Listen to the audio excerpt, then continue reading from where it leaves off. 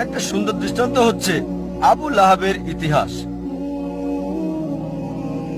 আবু লাহাব তিনি নবীজি মুহাম্মদ সাল্লাল্লাহু আলাইহি ওয়াসাল্লামের চাচা ছিলেন। এই নামটা আসলে তাকে দেওয়া হয়েছে যার মানে ধ্বংসের পিতা, আর সে ছিল নবীজির ঘোর শত্রুদের একজন। যখনই কাউকে দেখতো নবীজির সাথে কথা বলছে সে অপেক্ষা করত। যখন নবীজি চলে যেতেন লোকটির কাছে গিয়ে জিজ্ঞেস করত, নবীজি কি বলেছে? সে কি কালো বলেছে? এটা সাদা। সে কি দিন বলেছে? না, এটা রাত।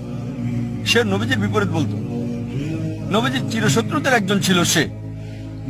সে রাস্তায় চলতে চলতে অনেক সময় মিথ্যে কথা বলতো নবীজিকে ভুল প্রমাণ করার জন্য। আর পবিত্র কোরআনে একটা সূরাই আছে, সূরাটির নাম লাহাব, অধ্যায় 111, যা আমরা সবাই ভালোভাবে জানি। সালাত অনেকবার পড়া হয়, তাব্বাত ইয়াদা আবি লাহাব ওয়া তাব ইত্যাদি। এই সূরাতে উল্লেখ আছে